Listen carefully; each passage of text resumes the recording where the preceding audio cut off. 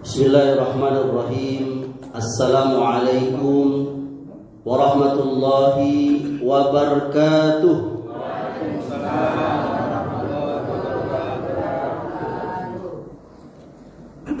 Alhamdulillahi hamdan katsiran tayyiban mubarakan fi kama yuhibbu rabbuna wa yarda. Wassalatu wassalamu nabi rahmah wa ala alihi wa sahbihi wa man ittaba'ahum bi ihsanin ila yaumiddin wa ba'du. Ayahanda dan ibunda serta saudara dan saudariku jamaah subuh Masjid Al-Mujahidin yang dimuliakan oleh Allah, kita bersyukur kepada Allah Subhanahu wa taala. Allah masih memberikan kita nikmat sehat dan nikmat iman dan nikmat waktu luang, sehingga pada subuh kali ini kita dapat melangkahkan kaki ke masjid yang kita cintai ini. Salawat dan salam kita sampaikan kepada Nabi yang kita cintai, Muhammad sallallahu alaihi wasallam, sebagai teladan kita untuk kebahagiaan kita di dunia dan di akhirat kelak. Apa kabarnya ayahanda dan ibunda? Alhamdulillah. Semoga Allah senantiasa memberkahi ayahanda dan ibunda sekalian dalam keadaan sehat, dalam keadaan iman, dalam keadaan sakinah mawaddah rumah tangganya, anak dan cucu sehat semua, menjadi penyejuk hati dan pandangan kita. Amin ya rabbal alamin.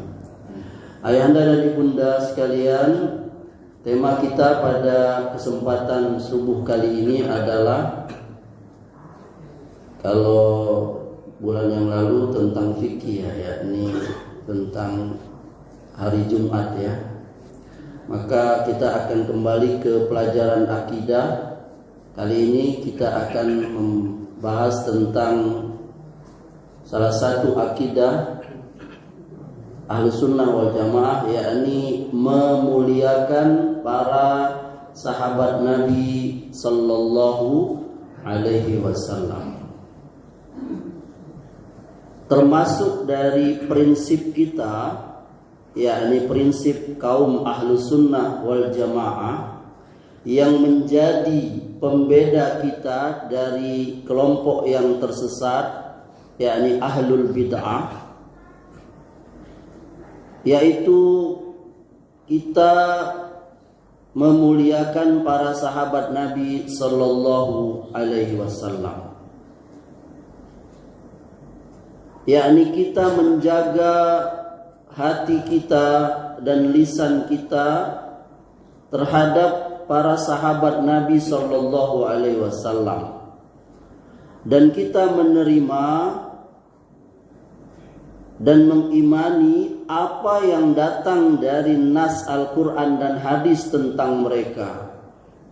Dan ini merupakan ijma' di tengah-tengah kita kaum Ahlussunnah wal Jamaah tentang keutamaan dan kedudukan mereka, yakni para sahabat Nabi sallallahu alaihi wasallam. Sekali lagi, ini merupakan bagian dari keimanan, bagian daripada akidah kita, yakni memuliakan para sahabat Nabi. Apa makna sahabat Nabi itu, ayahanda? Apa makna sahabat Nabi itu, ibunda? Sahabat Nabi itu maknanya adalah, yakni orang-orang atau mereka yang bertemu dengan Nabi sallallahu alaihi wasallam, yakni bertemu langsung, terjaga, dan dia beriman kepada Nabi sallallahu alaihi wasallam walaupun bertemunya sebentar, dan dia wafat dalam keadaan iman dan Islam. Jadi seseorang yang tidak atau belum pernah ketemu Nabi sallallahu alaihi wasallam, walaupun dia beriman kepada Nabi sallallahu alaihi wasallam, walaupun dia sezaman dengan Nabi sallallahu alaihi wasallam, dia tidaklah disebut sahabat. Seperti siapa? Seperti An-Najasi. An-Najasi itu raja Ethiopia yang sezaman dengan Nabi. Dia dikirimi surat. Nabi setelah berdiri Islam di Madinah, Nabi hijrah ke Madinah, lalu mulai menata kehidupan umat atau kaum muslimin. Nabi menjadi kepala negara. Maka beliau mulai berdakwah. Itu seorang pemimpin itu berdakwah.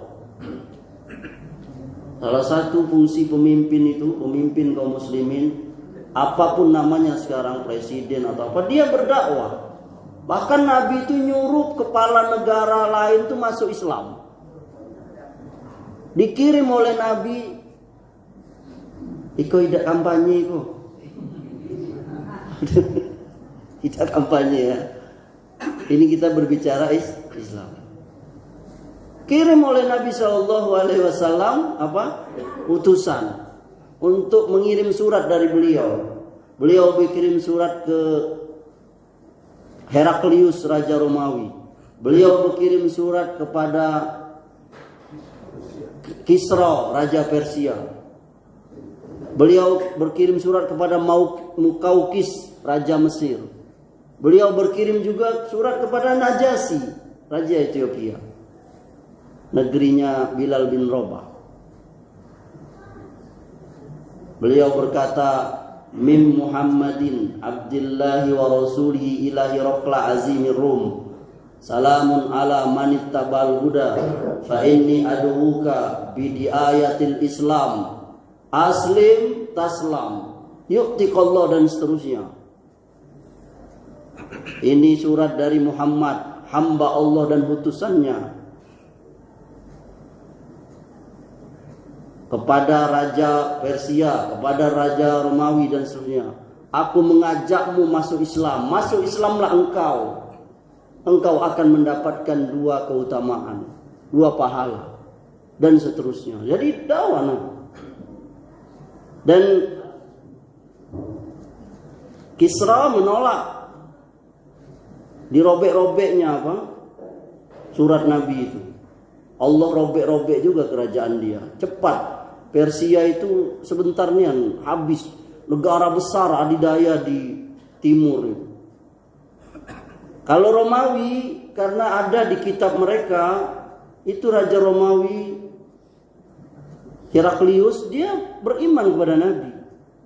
Mau dianya, ini dia tak, ini ada di Injil. Dia jadi Heraklius itu juga orang alim. Orang alimnya Nasrani. Dia tahu ini ada. Memang sudah disebutkan Nabi Isa. Yesus itu sudah nyebutin. Akan ada Nabi, tandanya dia di negeri banyak korma dan sebagainya. Dia beriman. Lalu dia ngajak menterinya apa. Tapi mereka menolak. Akhirnya Heraklius nggak kuat. Dia akhirnya nggak masuk Islam. Dia tapi muliakan itu suratnya. Surat Nabi itu dimuliakannya. Disimpannya baik-baik. Walau dia tidak masuk ke dalam Islam, pendapat yang terkuat. Maka dengan sebab itu Allah jaga, nggak langsung habis tuh Romawi. Maka siapa yang menghina Nabi, menghina Islam, keras, pasti dia binasa. Itu contoh udah banyak. Berbeda dengan Najasi. Najasi beriman. Beriman dengan Nabi SAW. Bahkan dia mati dalam keadaan Islam. Cuman nggak ada yang ngurus dia. Sampai Allah kasih tahu kepada Nabi SAW. Lalu itulah kita kenal dengan syariat sholat goib. Najasi itu beriman pada Nabi. Dia meninggal dalam keadaan beriman. Tapi dia tidak disebut sahabat. Karena nggak pernah bertemu. Dia disebut tabi'in. Dia bertemu dengan sahabat Nabi yang diutus oleh Nabi. Jadi makna sahabat Nabi adalah orang yang bertemu dengan Nabi walau sebentar dalam keadaan beriman dan mati dalam keadaan beriman. Kemudian ayahanda dan ibunda sekalian, mereka para sahabat Nabi ini adalah telah disebutkan oleh Allah Subhanahu wa taala pujian kepada mereka. Ya. Allah Subhanahu wa taala secara umum sudah memuji para sahabat Nabi sallallahu alaihi wasallam. Bahkan hampir seluruh ayat Quran itu turun dengan sebab para sahabat. Kejadian apa, ya kan? Pertanyaan apa dari sahabat, turun ayat Quran. Para sahabat bertanya tentang hammer, para sahabat bertanya tentang ini, bertanya tentang itu, turun ayat. Jadi begitu mulianya para sahabat itu, turun Quran saja sebab mereka. Atau Allah menegur mereka, turunkan ayat Quran. Ini cukup menjadi kemuliaan mereka. Dan hampir seluruh ayat Quran itu memuji mereka. Ya. Kalau kita lihat di Quran, salah satunya ayat yang menjadi favorit para imam itu sering dibaca itu surah Al-Fat itu ya. Ayat 29 itu Muhammadur Rasulullah wallazina ma'ahu asyidda'u 'alal kuffari ruhama'u bainahum. Muhammad itu adalah utusan Allah dan orang-orang yang bersamanya itu keras terhadap orang-orang kafir dan berkasih sayang sesama mereka. Kamu lihat tanda bekas sujud dan seterusnya dari ayat itu. Siapa mereka di ayat itu? Siapa ayahanda? Siapa? Sahabat. Muhammad itu utusan Allah, Muhammadur Rasulullah wallazina ma'ahu, dan orang-orang yang bersama dia. Siapa orang-orang bersama Nabi? Itulah para sahabat. Allah juga berfirman di surah At-Taubah ayat 100. Ya.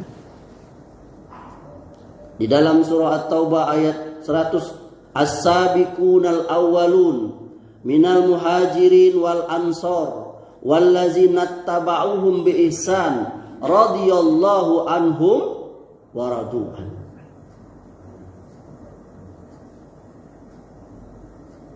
Dan orang-orang yang pertama-tama beriman, as-sabiqunal awwalun minal muhajirin wal ansor, dari muhajirin, golongan muhajirin dan golongan ansor. Siapa muhajirin? Siapa ansor? Sahabat Nabi. Muhajirin sahabat yang hijrah sama Nabi ke Madinah ke Yastrib ya. Waktu itu namanya masih Yastrib. Waktu Nabi pindah dirubah jadi Madinah, kota Nabi. Yastrib ya. Dan ansor, siapa ansor? Sahabat yang orang Madinah yang menolong. Ansor itu penolong. Wallazina tabauhum bi ihsan, dan orang-orang yang mengikuti mereka dengan baik. Lihat, Allah ridho kepada mereka, mereka ridho. Lihat ayat ini. Ayat ini ayahanda ibunda. Ini menunjukkan kemuliaan mereka. Bahkan Allah perintahkan tadi itu. Orang-orang yang pertama masuk Islam, yakni dari golongan sahabat muhajirin dan ansor, dan orang-orang yang mengikuti mereka. Lihat, Allah perintahkan kita untuk mengikuti mereka. Mengikuti siapa? Yakni sahabat. Apa kata Allah? Allah ridho kepada mereka, mereka ridho kepada Allah. Jadi syarat kita dapat ridho Allah harus mengikuti sahabat.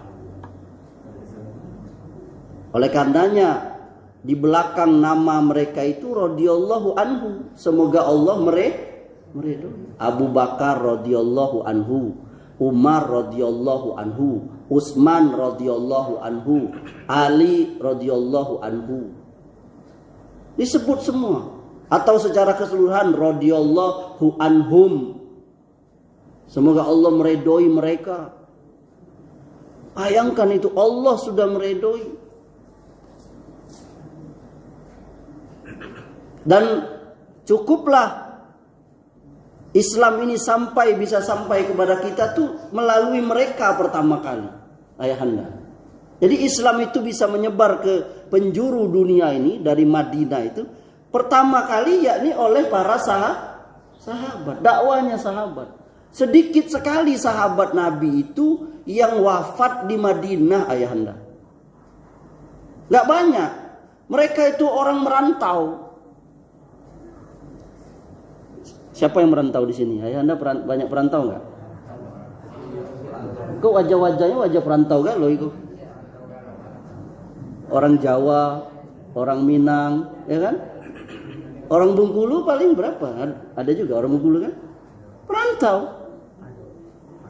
Berarti kita ngikuti sunnahnya hijrah. Bahasa ini itu hijrah, pindah. Entah karena transmigrasi, entah karena kerja, entah karena menikah. Ini sahabat Nabi itu gitu. Bahkan mereka banyak yang meninggal di mana? Di negeri-negeri. Ali meninggal di Kufah, di Irak sana. Kuburan-kuburan para sahabat itu bertebaran di negeri-negeri Islam. Itu mereka dakwah, tidak diam. Kalau nggak sampai agama ini kepada kita. Nggak sampai Quran itu kepada kita. Mereka yang nyampeinnya. Masuk Islam, sampai ke Spanyol. Berapa jauhnya jarak tuh? Berapa ratus tahun, hampir 1000 tahun Islam menguasai Spanyol itu. Granada, itu kan bangunan-bangunan bagus itu kan bangunan Islam itu. Hampir saja kita masuk ke pusatnya orang Kristen itu. Dan Muhammad Al-Fatih, kita ingat waktu menaklukkan Konstantinopel ya kan, yang sekarang jadi Turki itu. Kemudian merubah katedralnya menjadi apa? Masjid. Ya. Lalu oleh si presidennya Turki siapa waktu itu? Merubahnya lagi jadi museum ya kan? Hah? Kamal Atatürk ya. Lalu oleh Erdogan dirubah lagi jadi masjid. Itu kan Islam. Masuk ke jantung orang Kristen itu, pusatnya itu Islam. Siapa itu? Sahabat. Dakwahi mereka masuk Islam. Sampai ke Soviet. Sampai datuk-datuknya Imam Bukhari itu masuk Islam. Jadi Bukhari itu Bukhara di Soviet sana. Tahu. Bahkan ulama-ulama Bukhari, Imam Al-Bukhari tahu. Kenapa bisa Islam sampai sini? Ya karena para sahabat. Bahkan sampai ke negeri kita ini. Memang para ulama sejarah berbeda, bersilang pendapat, ikhtilaf kapan Islam masuk ke Indonesia ini. Banyak pendapat juga yang mengatakan di awal-awal Islam itu sudah masuk ke Indonesia. Seperti nanti ayahanda bisa cari bukunya Buya Hamka itu, Profesor Hamka. Sejarah Umat Islam. Saya punya bukunya itu, tebal, besar. Terakhir penerbitnya itu tidak hadir dalam ingatan saya. Penerbit terkenal. Beliau mengatakan setelah penelitian Buya Hamka, beliau meyakini bahwa Islam masuk ke Indonesia ini abad ke-5 atau 6 Masehi, yakni di zaman para sahabat. Mereka berarti udah sampai mereka sini. Entah dari Aceh dulu, itu biasalah para ahli sejarah berselisih pendapat. Tapi buktinya memang betul. Akhirnya berhasil. Allah takdirkan negeri kita ini jadi negeri Muslim. Yang dulunya Hindu, Buddha, animisme di Malaysia. Lihat tuh Borobudur tahun berapa tuh kan, Prambanan tuh kan. Tapi sekarang hampir 85% negeri kaum muslimin dari Aceh sampai Papua. Ini dari siapa? Dakwah para sahabat. Nanti silahkan diluaskan lagi ayahanda ya. Kapan Islam masuk ke ini? Saya ada beberapa buku yang saya suka membaca sejarah itu. Terakhir saya membaca bukunya Profesor Rohimin, ketua MUI provinsi ya, yang juga di UIN ya, Fatmawati. Beliau juga punya itu buku tentang kapan Islam masuk ke Indonesia, kapan Islam masuk ke Bengkulu. Ya kan, dengan berbagai macam metode mereka menentukan kapan masuknya dan keyakinan mereka. Nah, ini kita kembali ke tadi. Ini karena sahabat. Jadi cukuplah itu. Islam itu sampai kepada kita pertama kali melalui para sahabat. Itu cukup itu. Itu menunjukkan kemuliaan mereka. Sampai bacaan Quran itu kepada kita. Hafalan Quran itu. Kan dulu Quran belum banyak ditulis di kertas, di buku. Belum baru di zaman Utsman ya. Kitab Quran itu disatukan, dibukukan. Sebelumnya itu tercecer-cecer. Hanya mengandalkan hafalan para sahabat. Nah, sampai kepada kita. Itu berkatnya para sahabat. Dan Allah Subhanahu wa taala juga berfirman, wallazina ja'u min ba'dihim yaqulun Rabbana ighfir lana wa li ikhwanina allazina sabaquna bil iman wa la taj'al fi qulubina ghillan lil ladzina amanu rabbana innaka ra'ufur rahim. Dan orang-orang yang datang sesudah mereka, yakni para sahabat Nabi, Muhajirin dan Ansor, mereka berdoa, ya Tuhan kami, ampunilah kami dan saudara-saudara kami yang telah beriman lebih dahulu daripada kami. Dan janganlah engkau tanamkan kedengkian dalam hati kami terhadap orang-orang yang beriman. Ya Rabb kami, sungguh engkau maha penyantun, maha penyayang.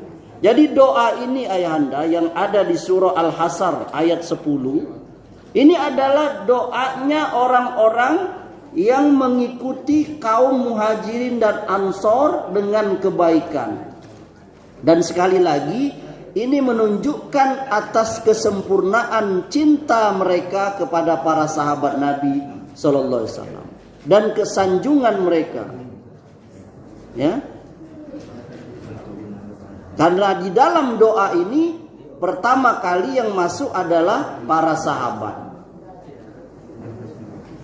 Kenapa? Karena doa kita, ya Tuhan kami, ampunilah kami, Rabbana ighfir lana wa li ikhwanil ladzina sabaquna bil iman. Dan saudara-saudara kami, ikhwan kami yang sudah lebih dahulu masuk Islam, beriman. Dan yang pertama masuk Islam para sahabat. Nah, ini menunjukkan keistimewaannya. Ini ada di surah Al-Hasr ayat 10. Tentu kalau kita mau bacakan banyak sekali, puluhan, ratusan, mungkin ribuan hadis yang berbicara tentang keutamaan sahabat Nabi ini, ayahanda, ibunda sekalian yang dimuliakan oleh Allah. Itu pujian Allah secara umum ya kepada mereka.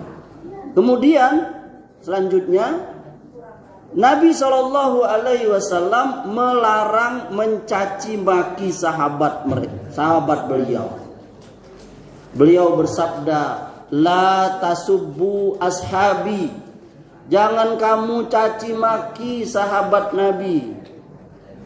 Tenang ibunda, tentang ayahanda kebagian galau. Agak sibuk nih, kurang konsen nih. Saya lah dapet dua lagi nah, kopi, teh, ikut teh. Iya nih apa? Oh iya, kok.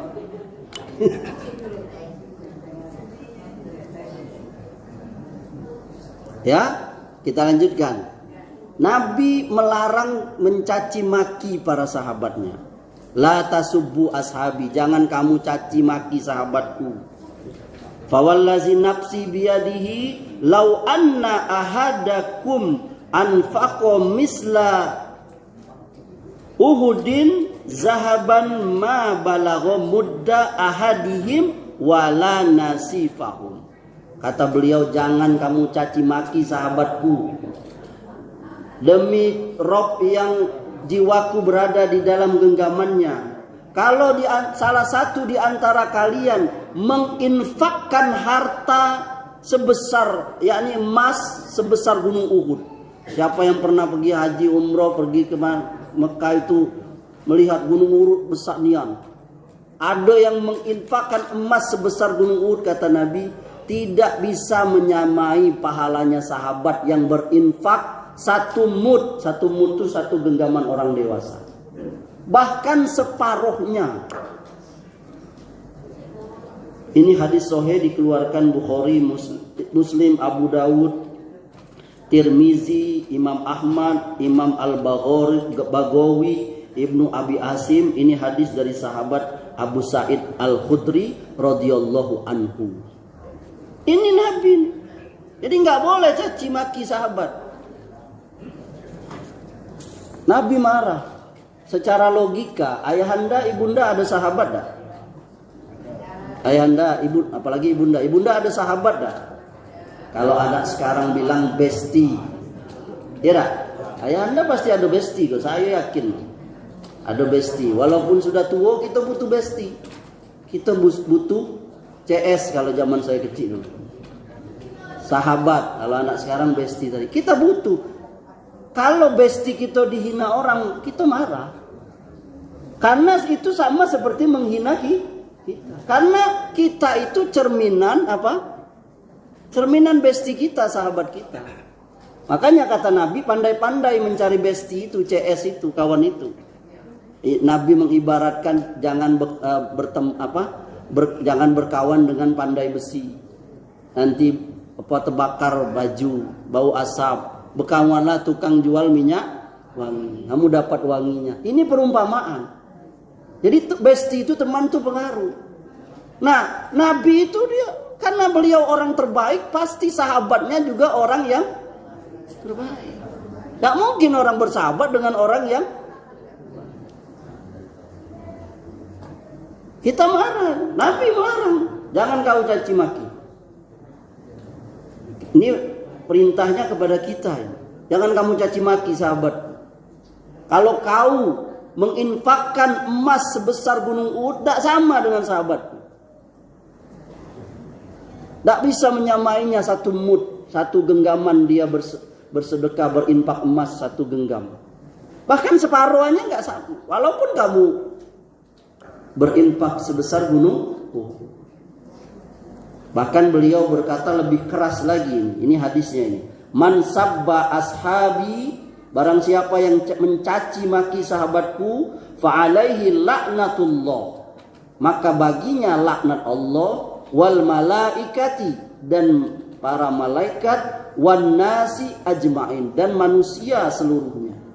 Ini hadis hasan dikeluarkan At-Tabrani dari sahabat Ibnu Abbas radhiyallahu anhu. Maka wajib kita taat kepada Nabi SAW dalam seluruh perkara, dan khususnya ini, yakni wajib kita memuliakan sahabat, menghormati sahabat, karena ini perintah agama. Ini menjadi akidah yang membedakan ahlus sunnah dengan ahlul bid'ah.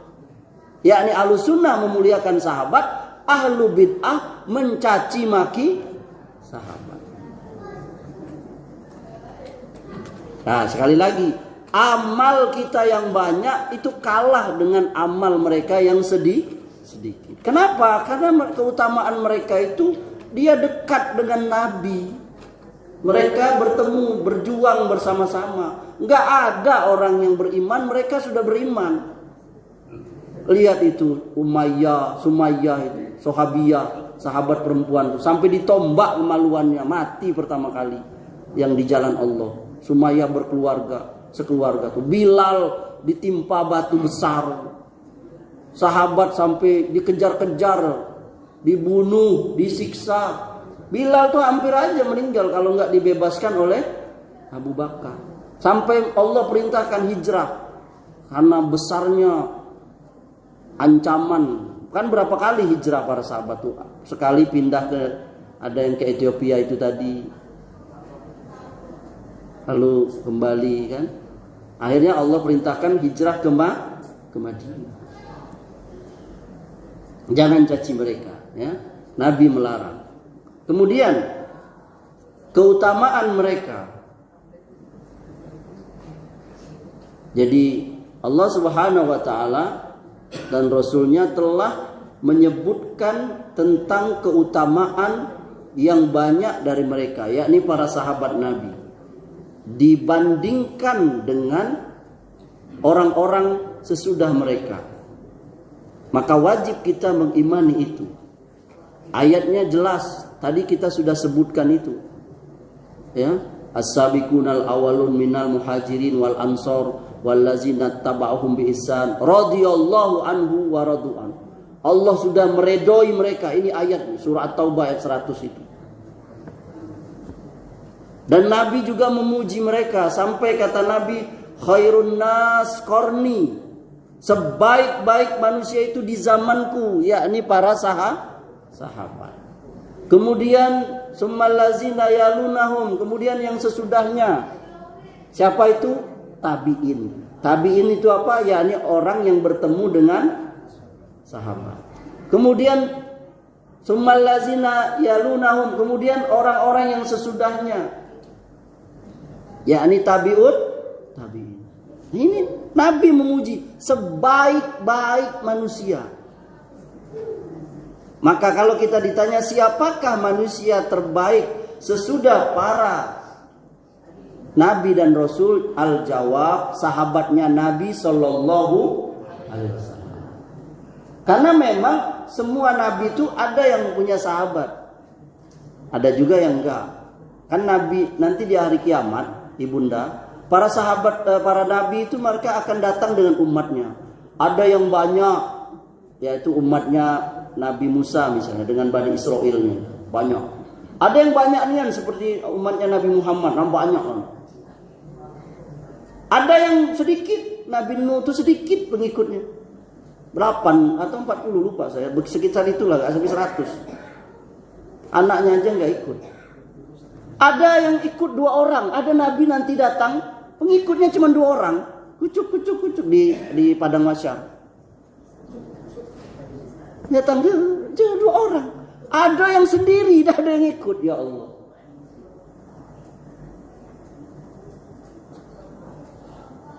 Jadi mereka yang terbaik di antara mereka itu ada. Kalau yang yang terkenal itu salah satunya sahabatnya Nabi Isa, yakni kaum Hawariyun. Itu kita kenal di Quran. Jadi sahabat Nabi adalah orang yang terbaik sesudah para Nabi dan Rasul. Dan mereka adalah orang secara umum sudah dijamin surga. Dalilnya tadi itu, yakni surah At-Taubah ayat 100 tadi. Dan Allah berfirman di surah Al-Hadid, wa kulla wa'adallahu husna, dan Allah menjanjikan kepada mereka masing-masing balasan yang baik, yakni surga. Dan wabil khusus para sahabat yang awal-awal masuk Islam, yang perang, yang infak waktu penaklukan Mekah pertama, Fatu Makkah, atau yang sesudahnya, Allah sudah jamin mereka. Ya, Allah sudah saksikan keimanan mereka. Begitu pula sebagian mereka ada yang sudah dijamin masuk surga, ibunda. Ibunda sudah jamin masuk surga dah? Belum ada, kita tidak ada jamin masuk surga kecuali kita sendiri yang berusaha masuk surga. Tidak ada jaminan dari Allah dan Rasul. Tapi sahabat tuh ada yang dijamin masuk surga. Di antaranya 10 orang sahabat Nabi yang dijamin masuk surga oleh Rasulullah. Yang hakikatnya dari Allah. Karena yang memerintahkannya Allah pasti. Allah mengatakan, ya, 10 orang sahabat yang dinyatakan Rasulullah itu masuk surga adalah Abu Bakar As-Siddiq, Umar bin Khattab, Utsman bin Affan, Ali bin Abi Thalib, Abdurrahman bin Auf, Zubair bin Awam, Sa'ad bin Abi Waqqas, Sa'id bin Zaid, Abu Ubaidah bin Jarrah, dan Tolhah bin Ubaidillah radhiyallahu anhu. Ya, ini hadisnya sahih, dikeluarkan oleh Abu Dawud, At-Tirmizi, Ibnu Majah, Imam Ahmad, Ibnu Abi Asim, Imam Al-Hakim, dan yang lainnya. Ya, lihat 10 orang sahabat yang langsung Nabi sebutkan mereka 10 ini masuk surga. Kita nggak ada dapat. Enak nih kalau kita udah jamin masuk surga, tipe-tipe kita tidak sholat lagi. Ngapa kau udah sholat? Oh, alhamdulillah jamin masuk surga ya. Sama kayak orang lah dijamin masuk gawe ya kan? Nggak capek-capek lagi ya. Ngapa? Alhamdulillah pasti masuk. Tapi sahabat nggak kayak gitu. Walaupun sudah dijamin masuk surga, mereka orang saf terdepan yang beramal. Tidak ada amal yang tidak diamalkan mereka. Bahkan amalan mereka itu kita contoh. Lihat Utsman bin Affan itu. Lihat Abu Bakar itu yang menginfakkan seluruh hartanya itu. Habis. Gak ada lagi sisanya. Kau sisakan apa Abu Bakar anak keluargamu? Allah, aku sisakan pada mereka adalah Allah dan Rasul. Kalau tipe gitu, kira-kira kalau ayahanda nimpakan seluruh harta, tanah, rumah, kebun, mobil, infakkan semua untuk. Kira-kira macam mana ibunda, sanggup tak? Kan tak jawab. Nggak sanggup kita karena iman kita. Karena iman Abu Bakar itu kata Nabi, iman Abu Bakar itu kalau ditimbang dengan iman semua masih beratlah imam Abu Bakar. Kenapa? Karena As-Siddiqul Akbar. As-Siddiq itu orang yang sudah diakui, dia membenarkan. Di saat orang nggak percaya Nabi Isra Mi'raj, bahkan para sahabat juga banyak juga yang apa iya, karena iman belum. Abu Bakar, bagaimana Abu Bakar pendapatmu? Muhammad berkata malam tadi dia sudah pergi ke Al-Aqsa di Palestina, jauh itu Palestina, Mekah ke Palestina. Lalu dia naik ke langit katanya bertemu Allah. Kata Abu Bakar, sadaqta, betul. Nah itulah dia dapat gelar As-Siddiq, As-Siddiqul Akbar. Benar. Kalau kita juga mungkin gitu. Kalau kini percayalah orang ada pesawat, bentar aja sampai ke Saudi dari Indonesia berapa jam ya? 9 ya? 9 jam nggak sampai semalam. Lihat. As-Siddiqul Akbar, orang beriman. Beda dengan kita ini. Ya? Mereka tuh orang-orang yang berlomba masuk Islam. Di saat susah, ingat nggak ayah anda waktu peristiwa yang Madinah dikepung itu, sampai mereka kekurangan makan, sampai mereka makan daun-daun, sampai Nabi mengikat perutnya dengan batu. Jadi ada nenek kita dulu, kalau lapar perut diikatnya dengan batu, ditaruhnya batu di perut. Itu ngikuti sunnah Nabi itu. Sampai mereka mengikat perutnya. Kata Nabi, alangkah beratnya kita ini. Sampai kotoran kita seperti kotoran hewan. Karena makan daun. Dikepung, waktu Madinah dikepung itu yang namanya perang Khandaq itu. Yang Nabi di atas saran dari Salman Al-Farisi bikin parit Muhammad gitu. Supaya orang kafir itu gak berat masuk ke Madinah. Mereka harus loncat dulu ke apa? Itu. Berat. Zaman itu ya Allah. Gimana mereka? Panas. Belum ada AC. Kita sholat sekarang ya Allah. Enak nian. Kami jadi imam di masjid apa? Al-Mujahidin. Wow itu sejuk. Enak. Kusuk. Harusnya lebih kusuk. Harusnya ya. Karena nggak panas lagi. Lihat para sahabat itu. 10 orang sahabat yang dijamin masuk. Lalu ada juga sahabat Sabit bin Qais. Ada lagi para ummahatul mukminin. Ada lagi Bilal bin Rabah. Ini Bilal bin Rabah terkenal hadisnya itu. Nabi bertanya, ya Bilal, amal apa yang kau lakukan? Kalau bahasa bebasnya. Kenapa ya Rasulullah? Aku mendengar selopmu, sendalmu itu berjalan di depanku di surga, terompang. Kata Bilal, aku tidaklah aku baik siang atau malam habis wudhu, aku melainkan sholat berapa? 2 rakaat. Itu sholat tur, itu sholat wudhu. Itu Nabi sudah mengatakannya, Nabi, aku dengar suara kau di terompah kau. Kalau sendalnya aja sudah di surga, apalagi Bilal. Kemudian Abdullah bin Salam. Ini Abdullah bin Salam ini sama seperti Salman. Kan ada sahabat Nabi itu yang dulunya Yahudi masuk Islam, Adi bin Hatim. Ada yang dulunya Majusi. Majusi itu apa namanya? Salman Al-Farisi. Dia dulu Majusi pencarian yang panjang, terus nama aslinya saya lupa itu. Dikasih nama oleh Nabi Salman, selamat. Al-Farisi dari Parsi, dari Iran. Jauh dia sampai dia dari pendeta sampai ketemu Nabi SAW. Jadi sahabat Nabi, lihat namanya Hidayah ya. Saya ada murid satu tuh, Ferry namanya. Dia dulunya dari Buddha, belajar sama saya.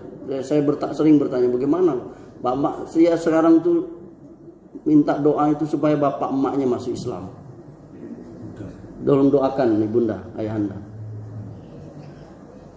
Ya, dia sering ingin nian bapak emaknya itu apa? Masuk Islam, Buddha bapak. Ya, dia masuk Islam. Karena dia menerima logik, Islam itu logik. Sesuai dengan akal. Ya. Ukasyah, Sa'ad bin Mu'az dan lain-lain. Dan Nabi juga menyebutkan orang-orang yang ikut perang Badar. Habis perang Badar kata Nabi SAW, berbuat sekendak kamulah, kamu sudah diampuni. Nabi sampai bilang gitu. Tapi nggak mungkin sahabat berbuat sekendak. Ini menunjukkan kemuliaan mereka. Nabi menjamin mereka tidak masuk neraka. Apa kata Nabi? Lan yadkhulal nar rajulun syahida Badran wal Hudaybiyah. Tidak masuk neraka orang yang ikut dalam perang Badar dan ikut perjanjian Hudaybiyah. Ini hadisnya sahih, dikeluarkan Imam Ahmad dari sahabat Jabir bin Abdullah. Ini sebesar-besar keutamaan. Karena mereka sudah dikhususkan oleh Rasulullah masuk dengan surga. Ya.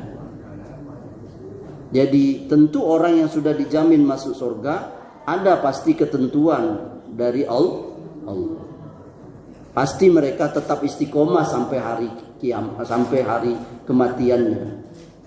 Mereka sudah dijanjikan.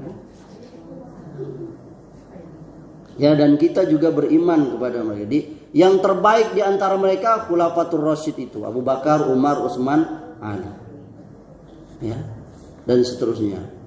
Kemudian yang selanjutnya adalah kita juga Ahlu Sunnah itu diperintahkan oleh Allah untuk senantiasa ya setia dan mencintai Ahlul Bait.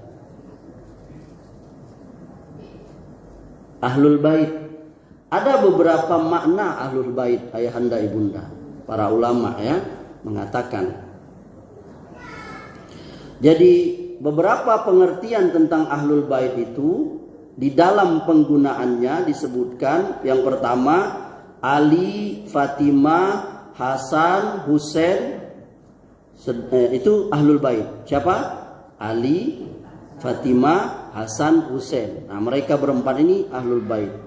Sedangkan anak keturunan dari mereka, yakni anaknya Ali dan Fatimah itu ke bawah sampai sekarang itu mereka disebut zuriat.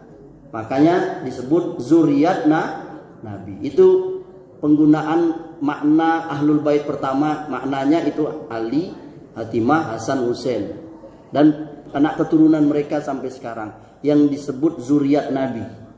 Yang kedua, Bani Hashim, Bani Muthalib, itu disebut Ahlul Bait. Yang ketiga, orang muslim yang takwa, itu juga disebut Ahlul Bait Nabi SAW. Yang keempat, seluruh orang Islam. Nah, ini pendapatnya Imam An-Nawawi. Beliau berpendapat seperti itu, ya. Kemudian ada lagi, ya, yang berpendapat Ahlul Bait itu adalah yang sebagaimana diwasiatkan Nabi. Nabi bersabda, "Uzkirukumullah fi ahli baiti." Sesungguhnya aku mengingatkan kalian untuk bertakwa kepada Allah dan berbuat baik kepada ahlul baitku, yakni keluargaku. Uzakkirukumullah fi ahli baiti. Uzakkirukumullah fi ahli baiti.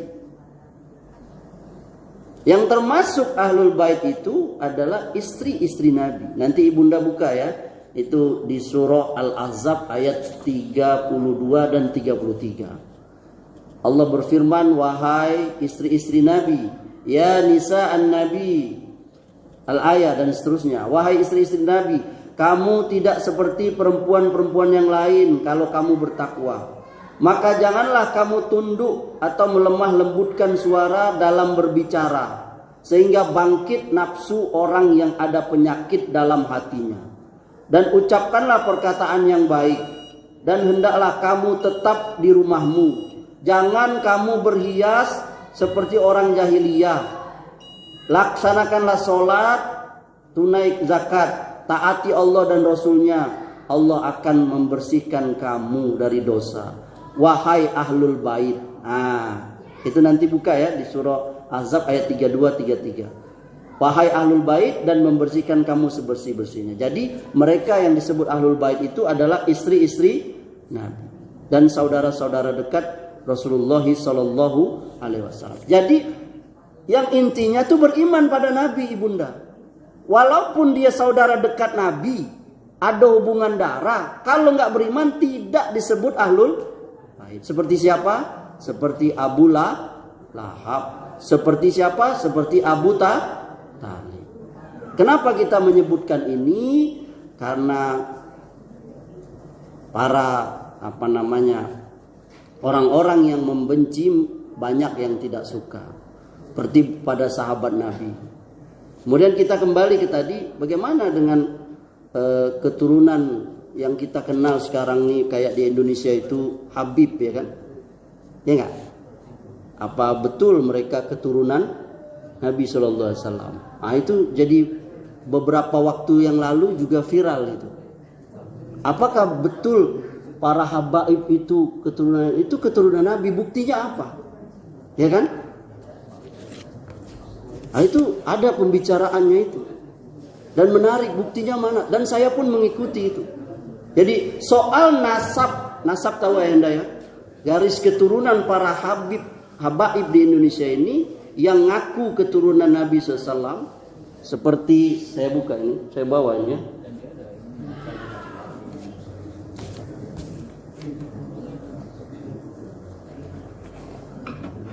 Bentar ya. Ini ada nih. Saya punya buku ini, buku yang berjudul Sejarah Silsilah dan Gelar Keturunan Nabi Muhammad Sallallahu Alaihi Wasallam di Indonesia, Singapura, Malaysia, Timur Tengah, India dan Afrika. Ini ditulis oleh Idrus Alwi Al-Masyur, penerbit Saras Publishing. Ini. Ya, di sini disebutkan garis keturunannya dan seterusnya ya. Siapa mereka itu, keluarga apa. Kemudian ada orang yang sekarang ini banyak yang dalam tanda kutip tadi kan, menjadikan sorban apa itu untuk seperti yang tadi itu ya. Ngaku-ngaku apa untuk ngambil keuntungan. Lalu ada orang-orang yang menyelidiki, ini benar enggak? Ya kan?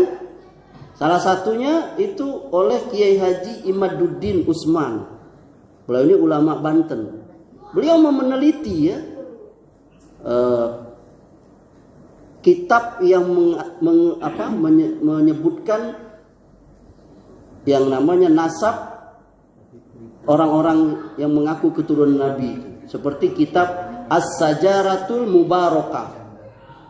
Nah, ternyata di dalamnya itu ada tokoh ya yang bernama Syekh, gelarnya itu Muhajir. yang bernama Ahmad bin Isa. Beliau itu hanya memiliki 3 anak, namanya Muhammad, Ali, dan Husain. Tidak ada yang bernama Abdullah atau Ubaidillah, yakni nenek moyangnya keturunan Ahlul Bait di Indonesia ini, seperti disebutkan buku ini. Jadi ada yang namanya Abdullah atau Ubaidillah. Diselidiki oleh Kiai Haji Imaduddin ini. Beliau sampai meminta konfirmasi atau data pembanting dari kalangan para habib untuk mendatangkan data mana itu. Karena setelah beliau periksa, nama Abdullah itu nggak ada. Makanya beliau menulis buku Terputusnya Nasab Habib kepada Nabi Muhammad SAW. Nah ini, nanti silakan dicari ya. Ada itu. Saya ini dapat di internet di PDF. Ya.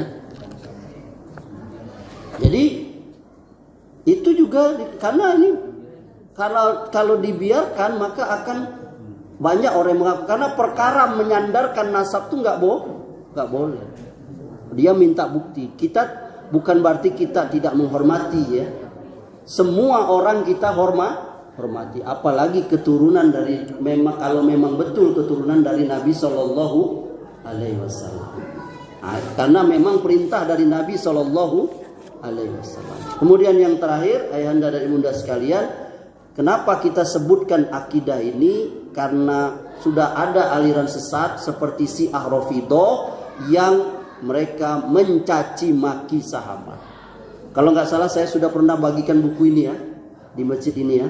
Nanti ayahanda baca lagi buku itu di rumah, yakni di halaman 53, buku yang dikeluarkan oleh MUI Pusat ini.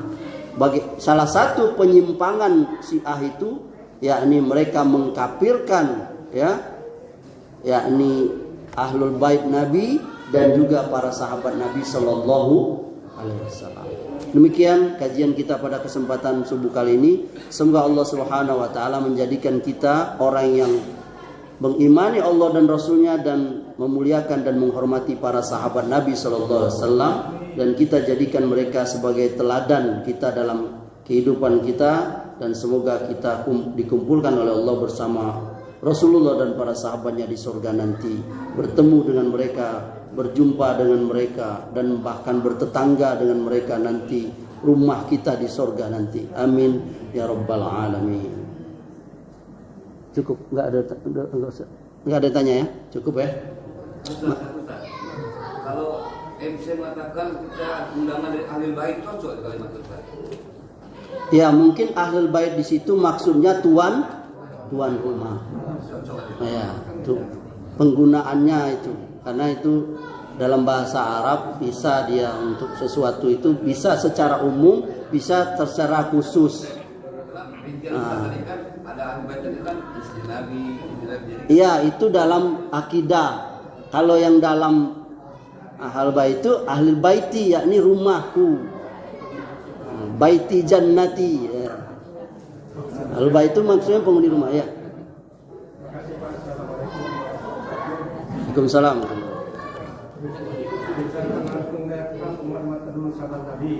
Apa Anda? Oh ya, ya betul. Ya. Mereka kan melihat dan menyaksikan kan pertama Nabi. Kita berberapa? Nggak melihat dan menyaksikan, tapi kita mengakui gitu. Itu gimana Pak? Wah, bagus. Ini pertanyaannya bagus sekali ini. Bagus sekali pertanyaannya. Saya baru jadi teringat ini. Bagaimana?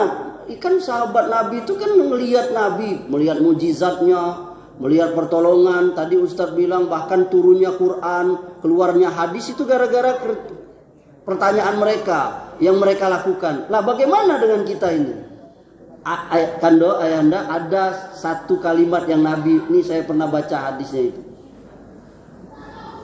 Aku gembira, kata Nabi, kurang lebih aku akan bertemu dengan saudara-saudaraku. Nah, lalu sahabat bertanya, ya Rasulullah, apa kami ini bukan saudara-saudaraku? Nah, saudara-saudaraku itu, kata Rasulullah, adalah mereka yang beriman kepadaku, ya, dan mereka membelaku walau mereka tidak pernah berjumpa denganku. Jadi di satu sisi kita diberikan oleh Allah, oleh Rasulullah keistimewaan. Yakni kita nggak pernah bertemu dengan Nabi, tapi kita beriman. Beda dengan kalian. Kami bagaimana kata Nabi? Kalian bertemu denganku, melihat aku dapat wahyu, melihat mukjizatku. Mereka orang-orang nggak pernah jumpa denganku, hanya mendengar namaku. Mereka lah saudara-saudaraku. Masya Allah ya anda. Ini pertanyaan bagus sekali. Jadi kita ini saudara-saudara yakni saudara Nabi dalam arti seiman.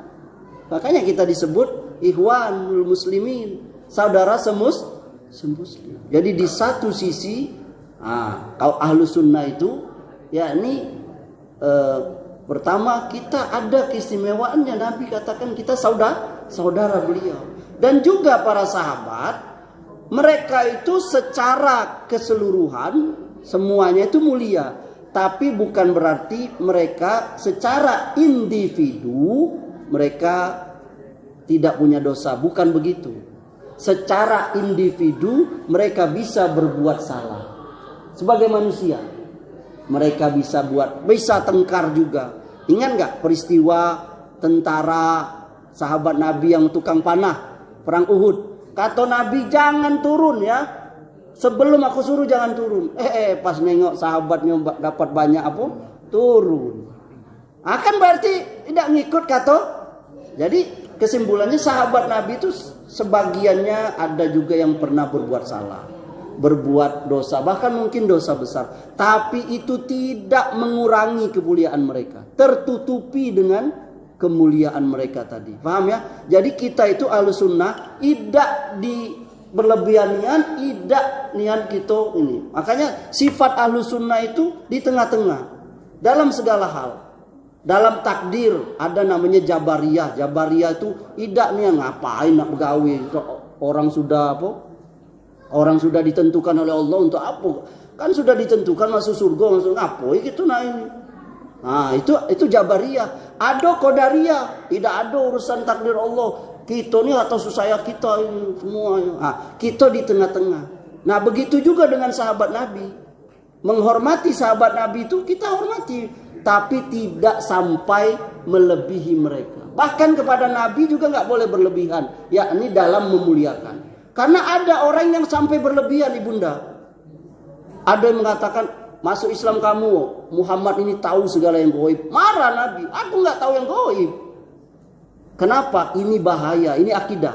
Kenapa Nasrani tersesat? Karena berlebihan terhadap Isa. Kenapa Yahudi tersesat? Karena berlebihan terhadap Uzair sampai ngangkat jadi Tuhan. Isa kan diangkat jadi Tuhan.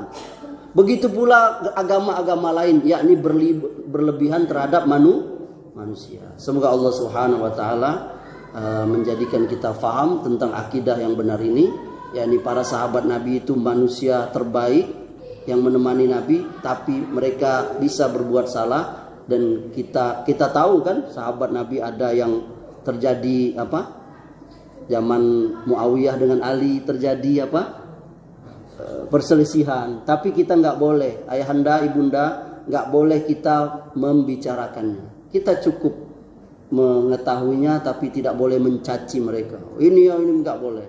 Cukup biarlah itu menjadi urusan mereka dengan Allah.